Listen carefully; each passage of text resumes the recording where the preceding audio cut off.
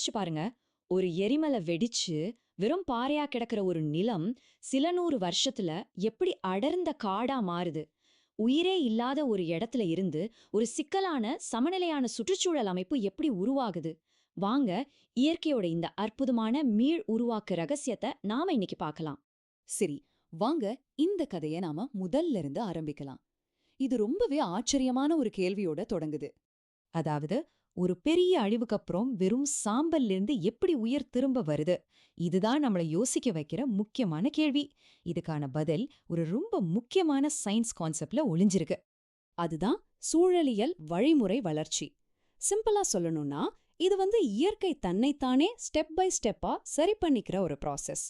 ஒரு இடத்துக்கு முதல்ல வர உயிரினங்கள் அந்த இடத்தோட தன்மையே கொஞ்சம் கொஞ்சமா மாத்தி அடுத்தடுத்து புது உயிரினங்கள் வர்றதுக்கு வழி செஞ்சு கொடுக்கும்.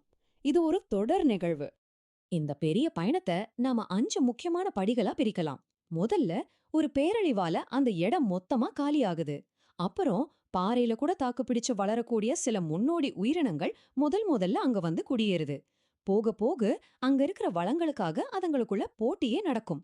அதோட செயல்பாடுகளால மண்ணும் சூழலும் மாறிட்டே இருக்கும். கடைசியா பல உயிரினங்கள் ஒன்னா சேர்ந்து வாழற ஒரு ஸ்டேபிளான ஒரு சமநிலையான சமூகம் உருவாகுது. இதுல 2 முக்கியமான வகை இருக்கு. ஒன்னு, முதன்மை வழிமுறை வளர்ச்சி. இது எதுவுமே இல்லாத ஒரு புது இடத்திலிருந்து ஜீரோல இருந்து ஆரம்பிக்கிறது. இன்னொன்னு, இரண்டாம் நிலை வழிமுறை வளர்ச்சி.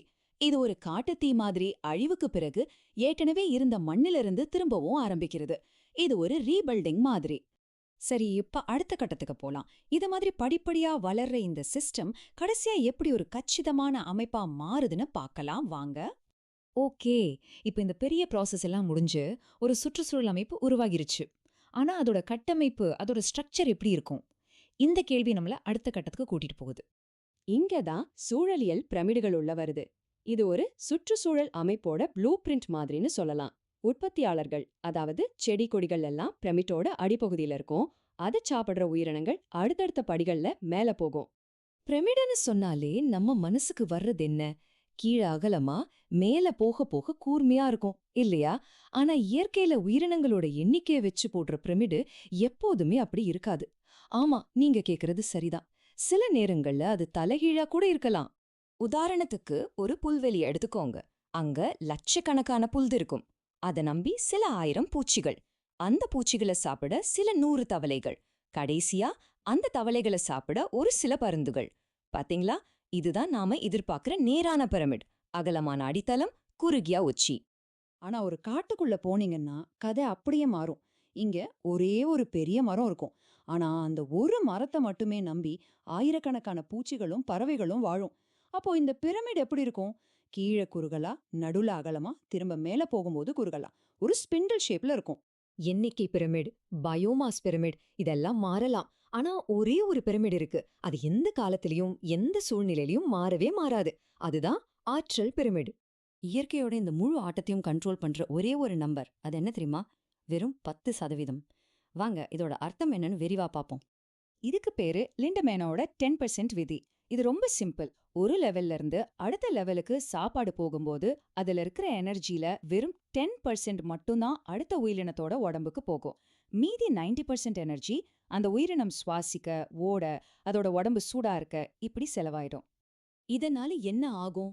ஆற்றல் பிரமிட், அதாவது எனர்ஜி பிரமிட், எப்போதுமே, நான் சொல்றத நல்லா கவனிங்க, எப்போதுமே நேரா தான் இருக்கும். காரணம், ஒவ்வொரு ஸ்டெப்லயும் எனர்ஜி பயங்கரமா வீணாகிறதால அடுத்த லெவலுக்கு சப்போர்ட் பண்ண பேஸ்மெண்ட் எப்போதுமே ரொம்ப ரொம்ப பெருசா இருக்கணும்.